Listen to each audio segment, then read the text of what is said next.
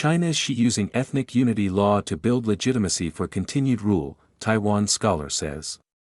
Taipei, Taiwan, China's sweeping new law on ethnic unity went into effect on July 1, a move a Taiwanese scholar says is part of Chinese leader Xi Jinping's effort to lay the political groundwork for extending his rule beyond 2027.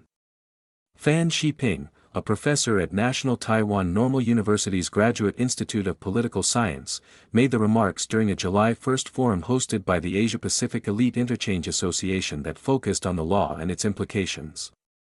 Officially called the Promoting Ethnic Unity and Progress Law, it provides a legal basis for advancing a Beijing-defined shared national identity and bans acts that undermine ethnic unity or incite ethnic divisions. Critics argue that the Chinese Communist Party could use the law to increase pressure on minority groups and, through its extraterritorial jurisdiction clause, extend enforcement abroad. Despite the law's broad scope, Fan argued that it was designed specifically for Taiwan, even though the word Taiwan appears only twice in the text. He said that regions under the CCP's control, particularly Xinjiang and Hong Kong, are relatively stable, so there is no need for Beijing to introduce this new law there. I think the basis of legitimacy for Xi Jinping's continued term at the 21st Party Congress is, in my view, incorporating Taiwan into the framework of promoting ethnic unity, Fan said. The Chinese regime's oppressive tactics against Uyghurs in Xinjiang have been characterized by the U.S. government as constituting crimes against humanity and genocide. In Hong Kong, the CCP imposed a draconian national security law in 2020 to suppress dissidents following months of pro-democracy protests that began in June 2019.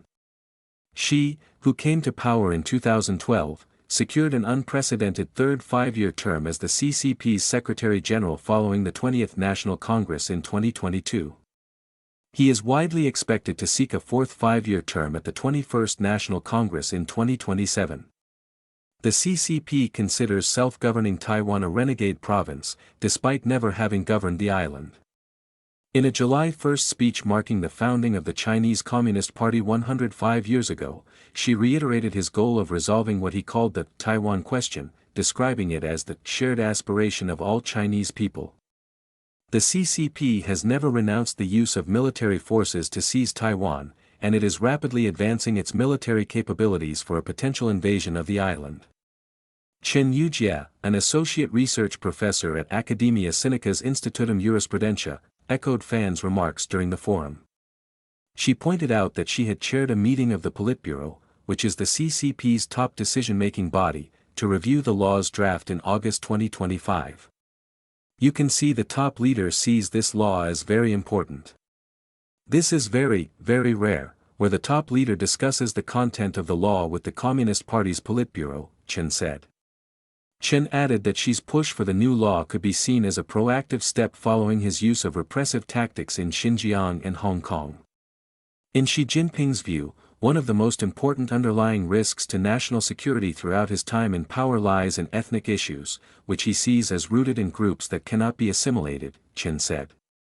In Taiwan, the Ministry of Foreign Affairs issued a statement on July 1 condemning China for enacting the law. China is attempting to exercise long-arm jurisdiction and transnational repression, thereby expanding its threats against and intimidation of the people of Taiwan and other countries, while seriously infringing on the sovereignty of all nations and violating international human rights, the statement reads. Warnings. Liang Wenqi, spokesperson and deputy head of Taiwan's Mainland Affairs Council, a government agency that handles cross-strait affairs, also took part in the forum. He said Beijing's new law fails to clearly and objectively define what constitutes acts that undermine ethnic unity or incite ethnic divisions.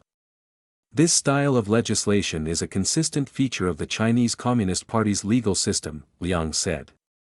By relying on these vague legal concepts, its fundamental purpose is not to uphold the rule of law, but rather to create political intimidation and fear, thereby forcing the public into a chilling effect where people censor themselves out of fear.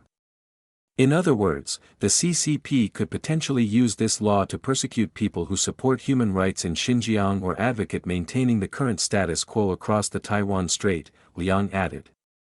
In a March poll of 1,138 respondents conducted by the MAC, 58% said they prefer to maintain the status quo, either indefinitely or by postponing a decision on independence or unification.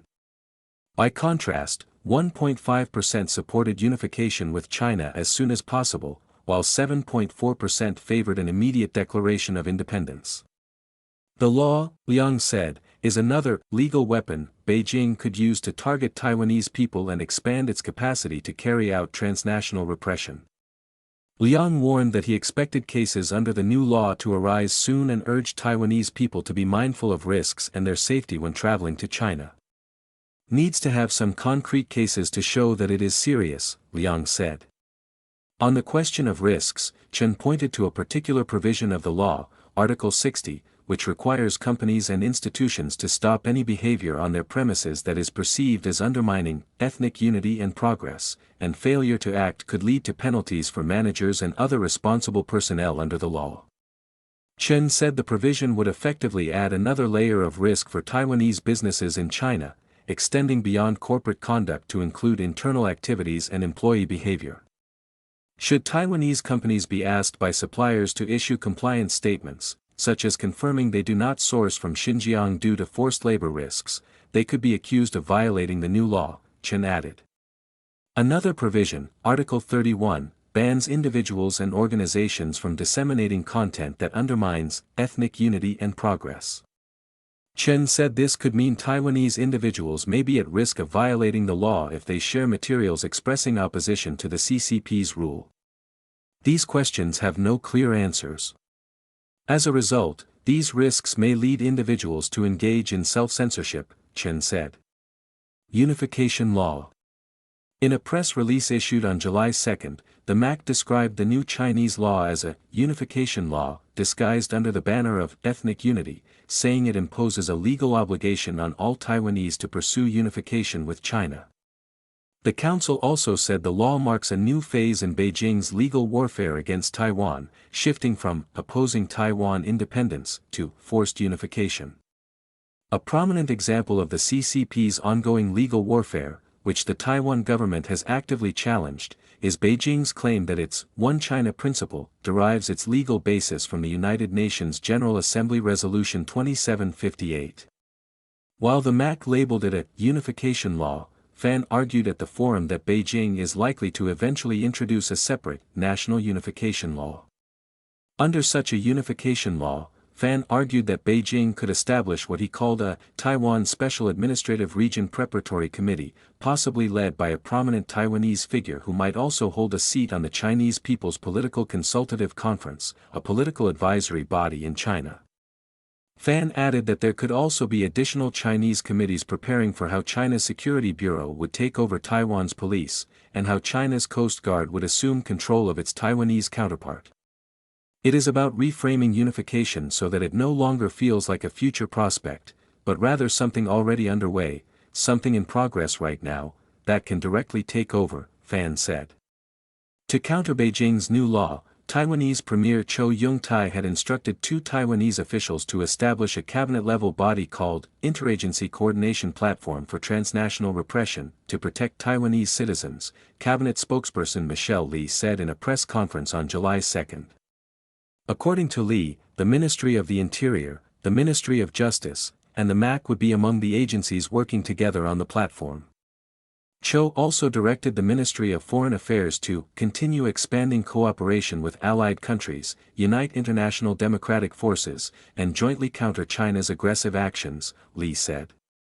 The CCP's covert overseas police stations now pose a threat to Taiwanese citizens abroad, as well as to Taiwanese political figures traveling overseas, Wang Xinghuan, chairman of the Small Taiwan State Building Party, said in a Facebook post on July 1. According to a 2022 report from Spain-based non-profit Safeguard Defenders, the Chinese regime had established more than 100 overseas police stations in 53 countries. Wang called on the Taiwanese government to launch a national security operation to uncover any such Chinese police stations in Taiwan.